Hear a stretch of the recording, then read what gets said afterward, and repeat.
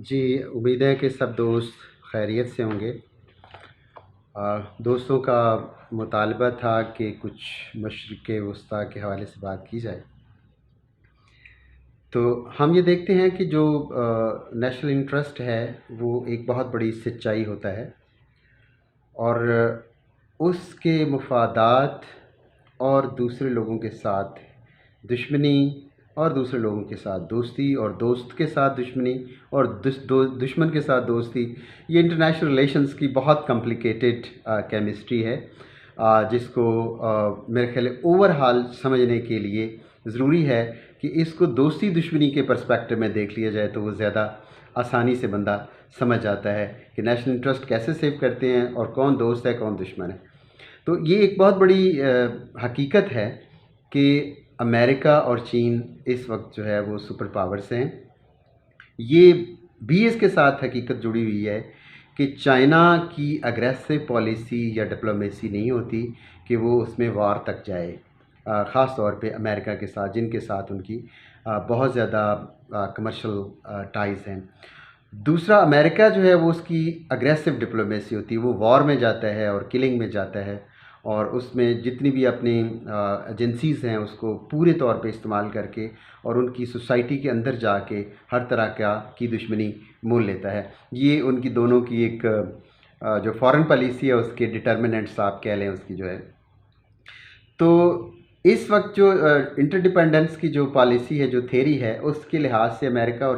China میں direct conflict نہیں ہو سکتا، کیونکہ ان کے ایک دوسرے کے ساتھ اکنامک ٹائز جو ہیں وہ بہت زیادہ ہیں، اور اس لحاظ سے یہ ایسا نہیں ہو سکتا۔ لہٰذا یہ پراکسی وار لڑتے ہیں کہ دوسرے کے لحاظ سے، اور چائنا جو وہ ایکسپینڈ کرتا ہے اکنامک انٹرسٹ کو، جبکہ امریکہ اپنی جو چودراہٹ ہے، انفلوئنس ہے، وہ اس کو کرتا ہے، جس میں وہ وار میں بھی زیادہ چلا جاتا ہے اور اپنے الائز کو یوز کرتا ہے کہ آپ کلنگ کی طرف جائیں اور جنگ میں جائیں اور فائٹ میں جائیں، جبکہ چائنا جو ہے وہ دوسری طرح جنگ جو ہے وہ ایک پیسفزم کی طرف جا کے تو اس چیز کو کر رہا ہے۔ اور میرا خیال ہے کہ دنیا میں جہاں پہ تشدد ہوتا ہے، وائلنس ہوتی ہے، وہ ہمیشہ ناکام لوگ ہوتے ہیں، اور جہاں پہ ایک انسانوں کی پراسپیرٹی کا خیال رکھا جاتا ہے وہ لوگ ہمیشہ کامیاب ہوتے ہیں۔ اس لحاظ سے آپ نے دیکھا کہ چائنا نے بہت رائز کیا ہے۔ اب اس کے ساتھ دوسری حقیقتیں یہ ہیں کہ اس وقت جو ہے وہ سعودی عربیہ جو ہے وہ ایک مونارکی ہے، اور مونارکی کا سب سے بڑا پرابلم یہ ہوتا ہے کہ وہ ہر ٹائڈ سے، جو ڈیموکریٹک ٹائڈ ہے، اس سے وہ ڈرتا ہے۔ وہ چاہتا ہے کہ اس کی ہیجمنی، اس کی بادشاہت قائم رہے، اور یہ آج کا فنامنا نہیں ہے، یہ شروع سے لے کے ڈیوائن رائٹ تھیری ہوتا تھا کہ king can do no wrong, کہ بادشاہ ہمیشہ یہ کہتا ہے کہ میں ذل سبحانی، یعنی اللہ تعالیٰ کا سایہ ہوں، اگر میری مخالفت کریں گے تو اللہ کی مخالفت کریں گے۔ تو یہ بہت پہلے سے جو ہے، ایون جو BC، جو بیفور کرائسٹ ہے، وہاں پہ بھی اگر آپ سویلائزیشنز کو پڑھیں اور جو پیرامڈس کو پڑھیں، آپ کو پتہ چلتا ہے کہ وہ اپنے آباء و اجداد کا اس لحاظ سے کرتے تھے کہ ہمارے آباء و اجداد جو مر گئے ہیں وہ ایک اللہ کے پاس جو ہے ان کی سٹنگ ہوتی ہے، اور وہ ہماری سفارش کرتے ہیں کہ ہماری اولادوں میں بادشاہت کو قائم رکھیں۔ تو یہ ایک سلسلہ ہے جو آج بھی چل رہا ہے کہ جو بادشاہ ہے وہ ڈرتا ہے، ایکچولی وہ ڈرتا ہے کہ مجھ سے چھین نہ جائے، اور وہ جب وہ ڈرتا ہے تو ڈر کے لحاظ سے وہ پھر اپنے مخالفوں کی کلنگ کرتا ہے، اس کو مارتا ہے، اس کو دباتا ہے، تو یہ چیزیں جو ان ہیومن ایکٹیویٹیز میں وہ چلا جاتا ہے، اور جہاں پہ پھر اس کا نہ ریلیجن رہتا ہے نہ ہیومنزم رہتا ہے، وہ اس کا سارا مقصد یہ ہوتا ہے کہ میں نے اپنی کرسی کو کیسے محفوظ رکھنا ہے۔ تو ایک یہ بات ہے، اور دوسری سعودی عرب کی جو بات یہ ہے کہ اس کی جو قیادت ہے اس کو جو مسلم ورلڈ ہے اس کی محرومی کا بھی خوف ہے، جب سے ترکی سامنے آیا ہے۔ تو دو چیزوں کا بہت زیادہ ایک چیزوں کا یہ خیال رکھنا چاہیے کہ دو چیزوں نے جو سعودی گورنمنٹ کو، یا سعودی شہزادے جو محمد بن سلمان ہیں، ان کو ان کے خوف میں، ان کو دو خوف میں مبتلا کیا ہوا ہے۔ ایک خوف اس کا یہ ہے کہ کہیں میرے ہاتھ سے یہ بادشاہت چلی نہ جائے۔ دوسرا اس کو خوف جو ہے وہ ایران کا ہے، کہ ایران کی ایک بہت لمبی ہسٹری ہے، صدیوں پر محیط ہے، لیکن اس وقت جو پرابلم ہے وہ یہ ہے کہ اگر ایران کی جو انٹرفیئرنس ہے یمن میں ہے، شام میں ہے، بیروت میں ہے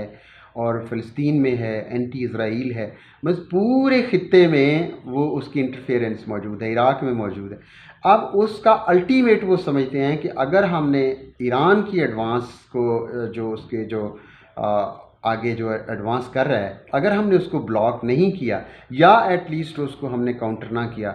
تو یہ سعودی عربیہ کے لیے یہ بڑا پرابلم ہے۔ اور دوسرا پرابلم یہ سر اٹھا دیا ہے، آٹومن امپائر کا ریوائول ہو رہا ہے، اور اردوان کی جو قیادت ہے وہ ایک بڑی پاپولر قیادت کے طور پہ سامنے آئی ہے۔ کشمیر کا معاملہ ہو یا مسلمانوں کا پرابلم ہو، جو وہاں سے دوسرے ممالک سے ان کے ساتھ ظلم ہوئے، انہوں نے ہمیشہ آواز اٹھائی۔ اس لحاظ سے they are getting popularity among the Muslim countries. تو اس لحاظ سے وہ ایک بڑا ان کے لیے سیٹ بیک ہے سعودی قیادت کے لیے۔ ایک وہ سعودی قیادت ہے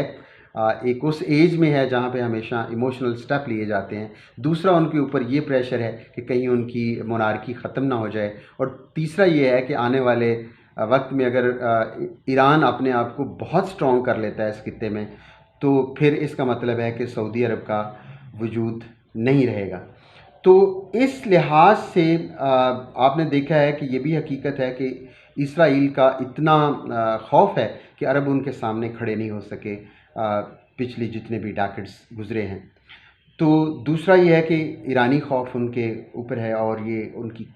جو قیادت ہے وہ اس خوف میں مبتلا ہے کہ ایران کی جو انٹرفیئرنس ہے اس کو کیسے چیک کیا جائے۔ اب یونائٹڈ عرب ایمریٹس نے اسرائیل کو تسلیم کرنے کا فیصلہ کیا کہ ہم اس کو تسلیم کرتے ہیں، اور اس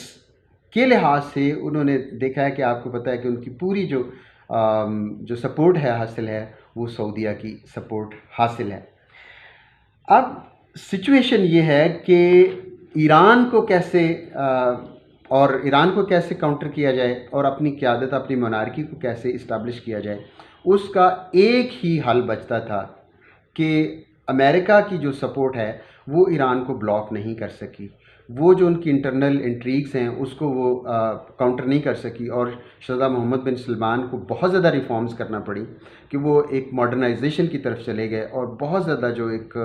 وہاں پہ بیچ ہوٹلز اور بہت زیادہ انہوں نے ایسی کی جو میرا خیال ہے کہ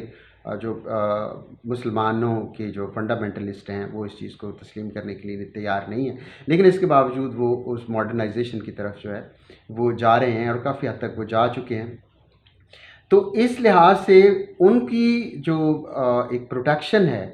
وہ انہوں نے محسوس کیا ہے کہ اس خطے میں اگر ایران کو کوئی کاؤنٹر کر سکتا ہے، عربوں کو کوئی مدد کر سکتا ہے، تو وہ اسرائیل ہے، کیونکہ پہلے امریکہ کی ڈائریکٹ سپورٹ سے ان کے اپنے سورسز جو ہیں ان کو بھی جو ہے نا وہ خراب ہوئے ہیں، وہ ڈیمیج ہوئے ہیں، لیکن اس کے باوجود ایران کو بلاک نہیں کیا جا سکتا۔ تو میرا خیال ہے کہ ایران جو ہے وہ چونکہ ان کا ڈائریکٹ انہوں نے کہا ہوا ہے کہ ہم اسرائیل کو کبھی تسلیم نہیں کریں گے اور اس کو تباہ کریں گے، تو اس لحاظ سے جو ایران کا دشمن ہے تو وہ ایکچولی سعودی عرب کا دوست ہے، اور سعودی عرب اور اسرائیل ایکچولی اس یو اے کے ذریعے یا ان کے نزدیک آ کے اسرائیل کے اس کو تسلیم کر کے ایکچولی اپنے آپ کو سیکیور فیل کریں گے آنے والے ڈیکیڈز میں، کہ ایران کی جو انٹرفیئرنس ہے اس کو چیک کیا جا سکتا ہے۔ پہلے اسرائیل صرف اپنی باؤنڈریز کے اندر رہ کر اپنی ایران کو کاؤنٹر کرتا تھا، اب وہ پورے جو عرب ہے خطہ ہے اس میں وہ موو کر سکتا ہے، اپنی فورسز کو موو کر سکتا ہے، کیونکہ سیکورٹی جو ان کا جو معاہدہ ہوا ہے، جو اس کی انڈرسٹینڈنگ ہے وہ چونکہ ڈیفنس اور سیکورٹی کے لحاظ سے بھی ہے، اس لحاظ سے یہ بہت ضروری ہو گیا ہے کہ جو عرب کنٹریز ہیں یا یو اے ای ہے وہ ایکچولی اسرائیل کو اسپیس دے اپنے ایریاز میں۔ تو جو ہی اگر وہ ان کی فوج یا ان کی سیکورٹیز یا ان کی ایجنسیز، ان کی کوئی بھی جو پروٹیگونسٹ ہیں وہ اگر اس میں اندر آ سکتے ہیں، تو اس کا مطلب ہے کہ دے ول ورک اگینسٹ ایران۔ تو ایکچولی یہ پوری اس لحاظ سے ایک انٹرنل پریشر ہے اس کا، اور ایک ایکسٹرنل پریشر ہے، اس کے لحاظ سے یہ فیصلہ کیا گیا ہے، عربوں نے کیا ہے۔ اگین وہ اس چیز کے لحاظ سے چل رہے ہیں کہ کیسے ہماری بادشاہت قائم رہے، ترکی کی قیادت کو کیسے ڈیفیوز کیا جا سکتا ہے اور پاکستان کو کیسے ہم بالکل ایک سبارڈینیٹ کریکٹر دے کر اس کو اپنے ساتھ رکھ سکتے ہیں اور ترکی سے دور کر سکتے ہیں، اور اسرائیل کی جو موجودگی میں جو ایران ہے وہ جو عرب جو مڈل ایسٹ ہے اس میں اس کی انٹرفیئرنس بہت حد تک جو ہے وہ چیک کی جائے گی، کیونکہ جو ماڈرن ویپنز ہیں یا ماڈرن اسٹریٹجیز ہیں، جو ان کی ہیومن ریسورس ہے اسرائیل کی، وہ اس خطے میں یوزفل ہوگی عربوں کے لیے اور ایران کو چیک کیا جا سکے گا۔ تو اس کے لحاظ سے نیکسٹ ہم مزید اس کے اوپر بات کریں گے۔ Thank you very much.